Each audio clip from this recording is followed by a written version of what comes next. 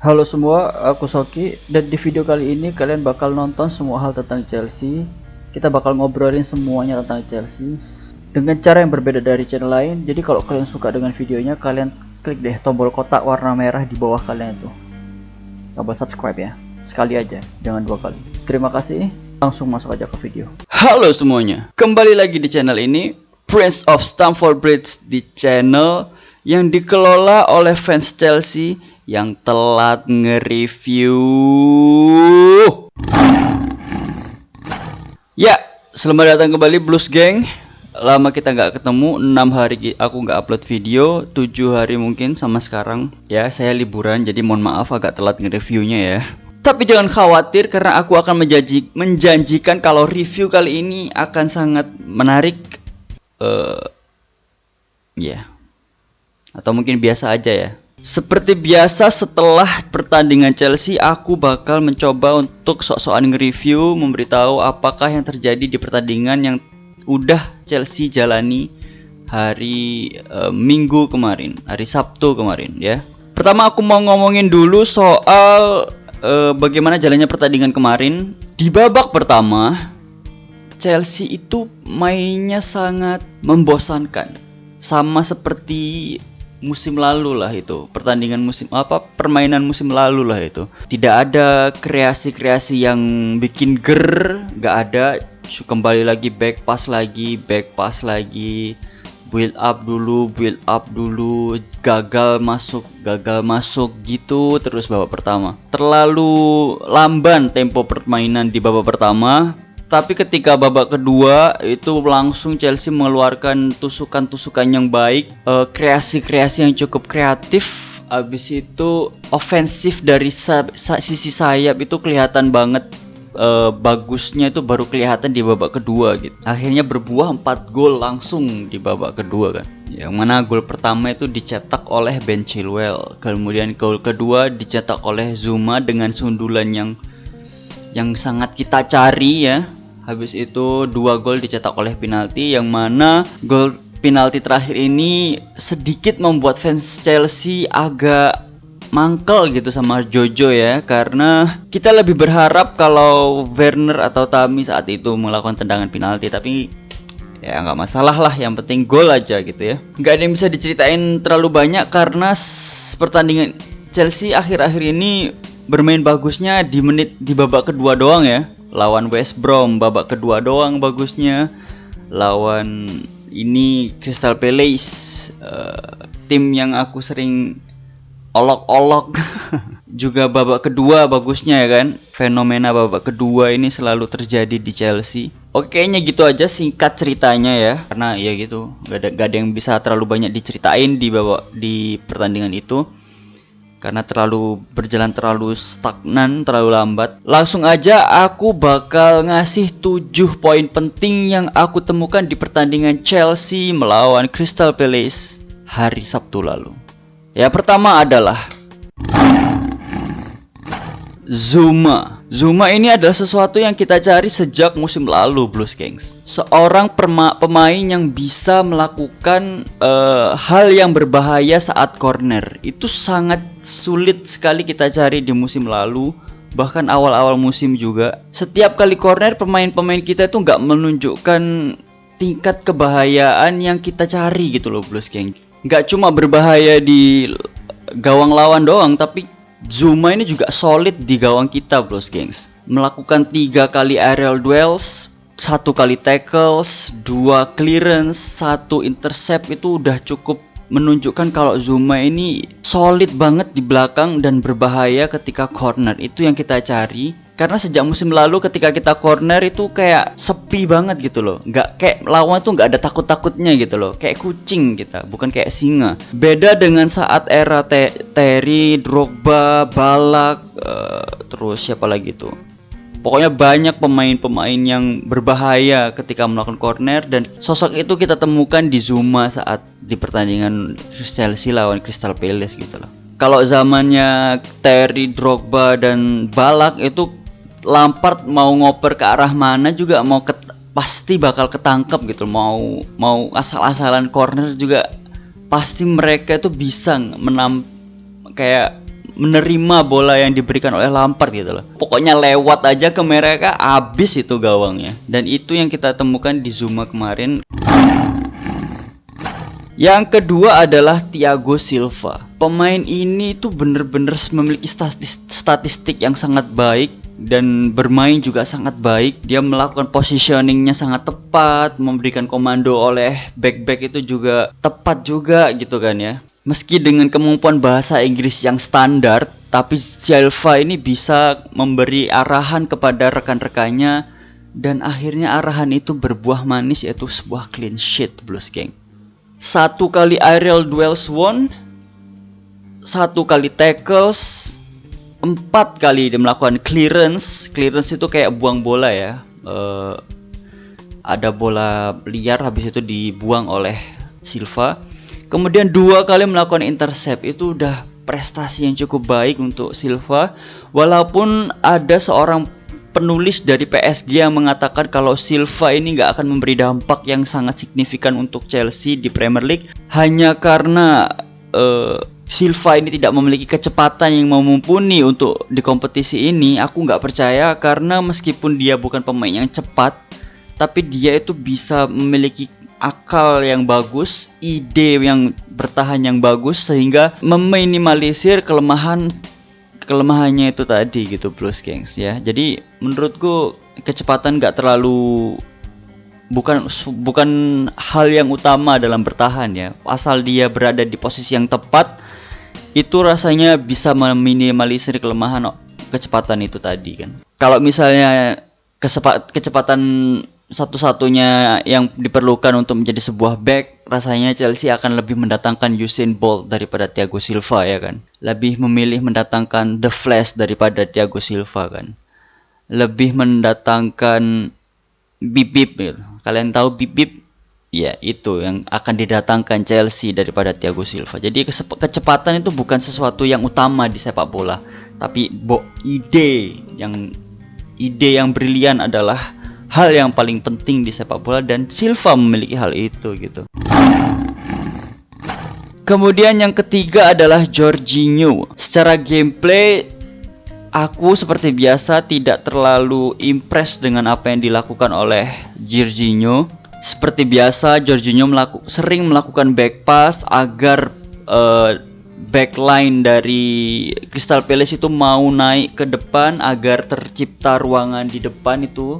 Tapi hal itu tidak terjadi karena mereka itu lebih berhati-hati. Crystal Palace lebih parkir bus, jadi mau diumpan ke belakang sesering apapun, keempat back dari Crystal Palace ini nggak akan maju ke depan, sehingga ruangan yang diimpi-impikan oleh Chelsea tidak akan tercipta gitu loh Blues Gang. Cuma narik pemain itu aja nggak bisa gitu. Mereka udah paham kalau misalnya Chelsea itu sangat berbahaya kalau diberi space. Jadi adanya Jorginho melakukan back pass itu rasanya tidak membantu sama sekali menurutku. Meski di pertandingan ini dia sempat melakukan passing long pass yang cukup bagus, tapi belum se-magic Cesc Fabregas, Kang Sulap, idolaku. Jadi ya secara gameplay aku belum terlalu amazed dengan performa dari Jorginho. Mungkin ini anggapan pribadi aja. Mungkin kalau Chelsea mainnya parkir bus ya, bener-bener dikepung lawan di belakang, mungkin Jorginho bisa memberikan dampak yang lebih baik gitu loh. Ya, dari belakang dia bisa memberi asupan bola ke depan sehingga Werner bisa lari dengan cepat dan bisa ya jatuhnya mainnya kayak Arsenal aja gitu. Arsenal kan mainnya kayak gitu doang kan, sesimpel itu. Bermain bertahan, habis itu Aubameyang lari ke depan berharap penalti kah atau apakah seperti itu kan. Itu bisa saja dipraktekkan oleh Chelsea dengan menggunakan Jorginho, Silva gitu. Tipe-tipe pemain yang melakukan long pass-nya tidak terlalu magic, tapi bisa presisi aja umpan long pass-nya itu. Jadi mungkin Jorginho akan terlihat lebih baik kalau misal Chelsea bermain parkir bus, karena ketika Chelsea melakukan possession di belakang, lawan itu nggak gubris sama sekali. Mereka lebih memilih untuk tetap stay di kotak penalti mereka, jadi nggak narik lawan sama sekali. Build up yang dilakukan itu gagal menurutku.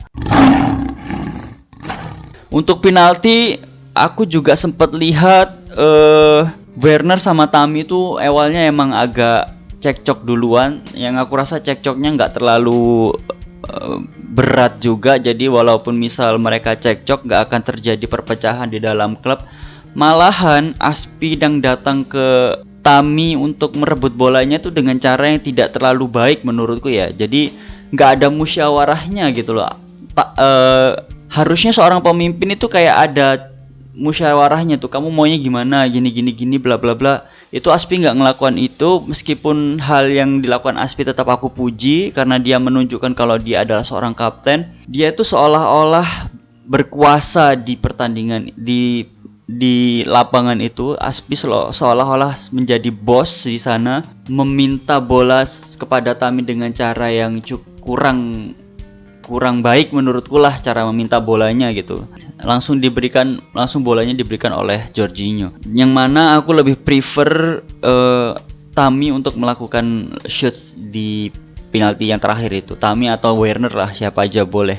Harus ada musyawarah terlebih dahulu gitu loh. Aspi sebagai penengah dan harus melakukan musyawarah, nggak yang serta-merta langsung ngambil bola dan Tammy terlihat sangat bodoh di sana. Kasihan banget gitu loh Tammy gitu kan.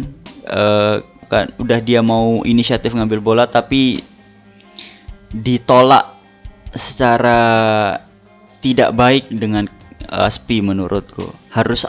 Intinya harus ada musyawarah dulu lah di lapangan itu, kayak ada omongan dikit-dikit gitu. Gimana kamu mau nendang? Werner mau nendang.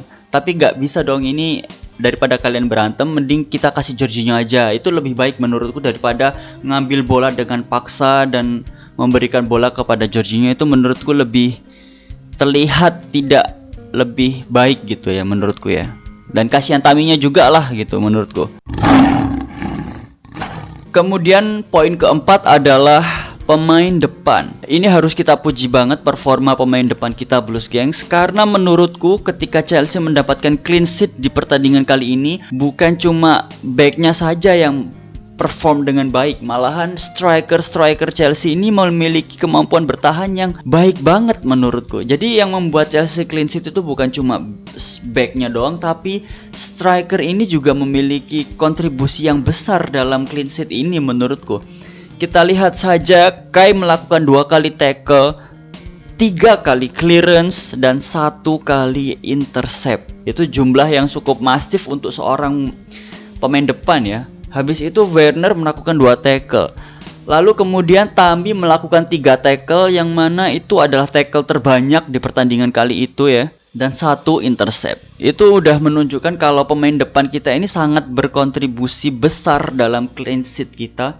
Mungkin kalau mereka nggak bermain sebagus ini, back kita mungkin akan keteteran, akan lebih keteteran lagi. Tapi dengan adanya barrier pertama, yaitu adalah striker kita melakukan kontribusi bertahan yang sangat baik, itu membuat kita menjadi clean sheet gitu.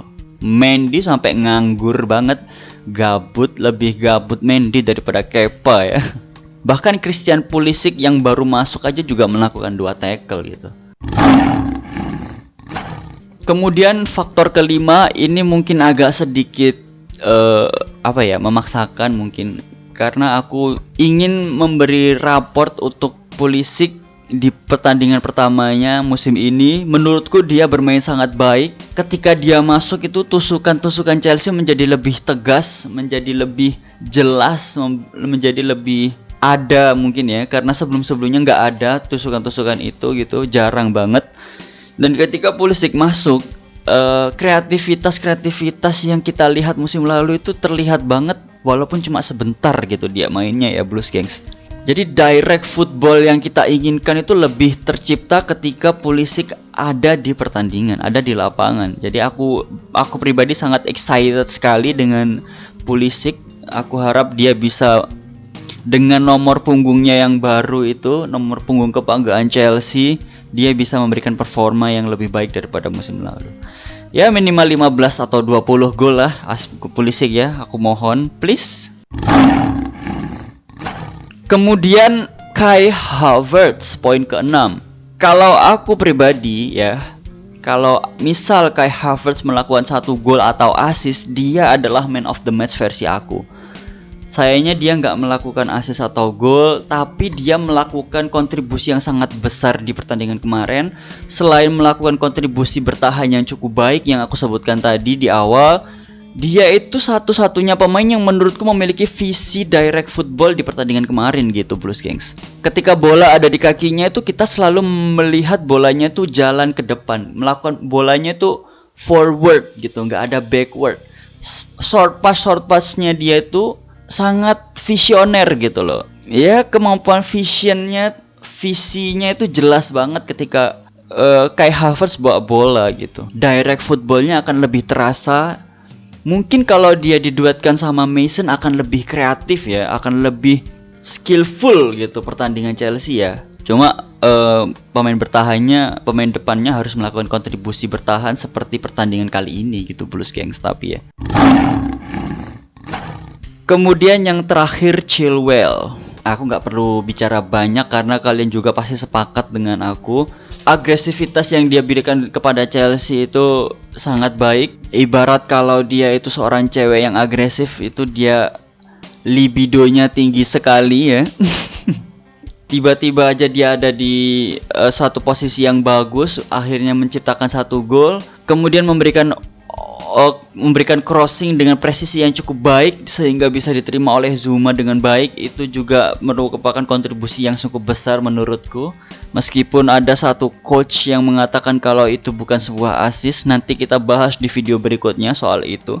Jadi ya aku nggak perlu banyak bicara soal ini. Dia adalah man of the match kita di pertandingan kemarin.